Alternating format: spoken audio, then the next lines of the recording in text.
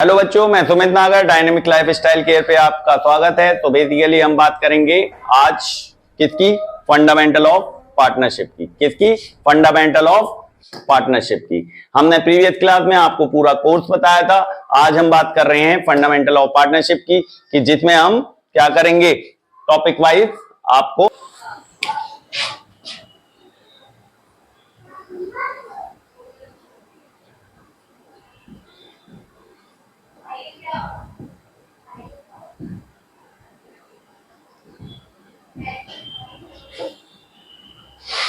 तो topic 1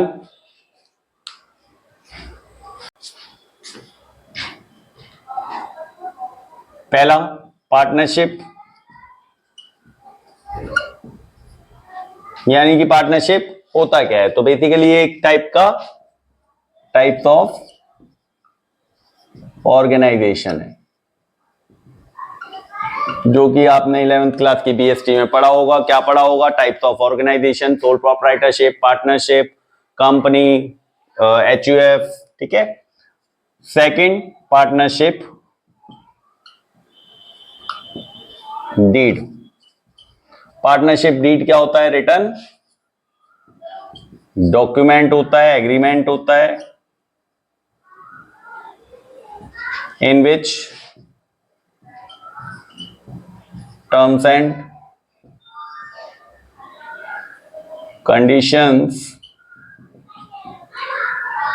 are return.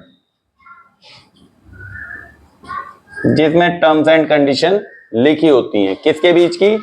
दो या दो से ज्यादा पार्टनर्स के बीच की। नंबर थर्ड, प्रोविजंस,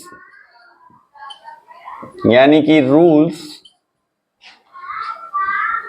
इन दी साइलेंट और एब्सेंस ऑफ पार्टनरशिप डीड। यानी कि पार्टनरशिप डीड अगर नहीं बनी तो उस केस में क्या रूल्स फॉलो किए जाएंगे। तो इसमें दो रूल्स सबसे मेन इंपॉर्टेंट है, इक्वल पीएसआर और दूसरा 6% per annum interest on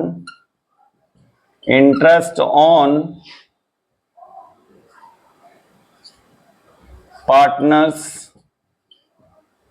loan. यहां पर एक वर्ड आ गया पार्टनर्स, तो इसके बारे में भी मैं बताना चाहूंगा। एक होता है पार्टनर्स, जो कि मोस्टली टीचर्स नहीं बताते, पार्टनर्स, और एक होता है पार्टनर्स। पार्टनर और पार्टनर्स।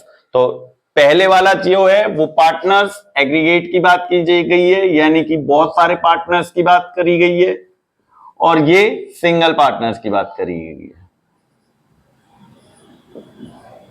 सिंगल पार्टनर, यानी कि आर के बाद अगर फुल स्टॉप एस आता है तो ये सिंगल पार्टनर्स की बात हो रही है, सिंगल पार्टनर का। और अगर एस के बाद फुल स्टॉप आता है तो वो बहुत सारे पार्टनर्स का। ठीक है। नंबर 4, ये इसलिए बता रहा हूं क्योंकि कई बार क्या होता है कि 11th क्लास की भी मैं आपको बता सकता हूं कुछ चीजें जो कि आपको पता नहीं होंगी, जैसे कि जस्ट लाइक सन्ड्री। सन्ड्री का मतलब क्या होता है? सन्ड्री का मतलब सारे जो लोग होते हैं वो क्या कह देते हैं? Sundry asset, sundry liabilities, sundry expense, sundry liability. तो सन्ड्री मतलब एसेट्स, लायबिलिटी या एक्सपेंस या रेवेन्यू नहीं होता। सन्ड्री का मतलब क्या होता है? सेवरल। सन्ड्री आपने 11th क्लास में जरूर पढ़ा होगा, सन्ड्री। तो सन्ड्री का मतलब क्या होता है? सेवरल। क्या होता है? सेवरल। ठीक है। ऐसे ही कुछ और चीजें हैं, जैसे कि डेबिट क्रेडिट। तो बेसिकली डेबिट क्रेडिट का भी अगर हम बात करें तो डेबिट क्रेडिट में क्या बताते हैं लोग? Debit what comes in, credit what goes out. But debit credit का ये रूल है, डेबिट क्रेडिट का मतलब डेबिट व्हाट कम्स इन या व्हाट गोज आउट नहीं होता, ये हमारे रूल्स होते हैं। तो डेबिट क्रेडिट क्या होते हैं? Two sides of a account. Debit credit कुछ नहीं है, दो साइड्स हैं, एक लेफ्ट साइड और एक राइट साइड। तो डेबिट लेफ्ट साइड को बोल देते हैं और क्रेडिट राइट साइड को बोल देते हैं। ठीक है बच्चे। तो अब आप समझ सकते हो कि यहां पर 15 साल का एक्सपीरियंस बोल रहा है। तो 15 साल के एक्सपीरियंस का मतलब है कि आपको हमारी क्लास ज्वाइन कर लेनी है, और कैसे करनी है वो मेरे स्क्रीन पे दिए हुए नंबर पे आप डिस्कस कर सकते हो, लिंक कर सकते हो। दूसरी बात, आप हमसे व्हाट्सएप नंबर पे भी कॉल या व्हाट्सएप कर सकते हैं, मैसेज कर सकते हैं। सो प्रोविजंस बता दिया। चौथा हमारा जो वो चलेगा टॉपिक, वो क्या है? Profit and loss appropriation account. Fifth क्या क्या आएगा? Interest on loan from partners.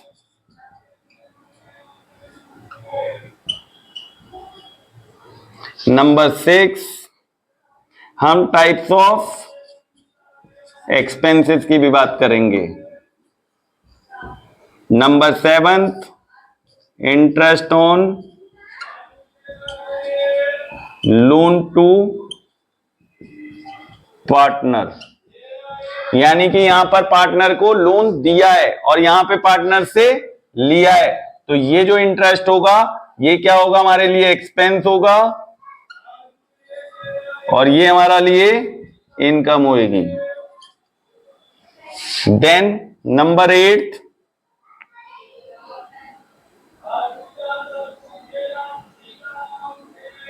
Interest on capital, interest on capital. 9th topic, partners capital account. यहां पे हम क्या पढ़ेंगे? मेथड्स। 2 मेथड्स होते हैं जिससे कि पार्टनर्स कैपिटल बनाए जाते हैं, एक फिक्स मेथड और एक फ्लक्चुएशन मेथड।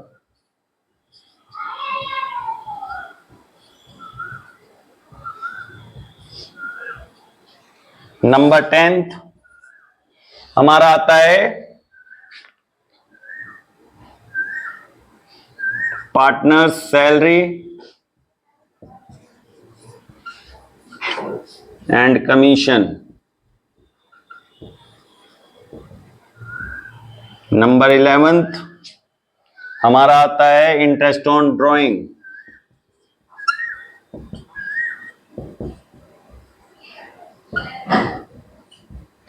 नंबर 12th आता है पास्ट एडजस्टमेंट, जो कि इस चैप्टर की इंपॉर्टेंट है। Number 13, guarantee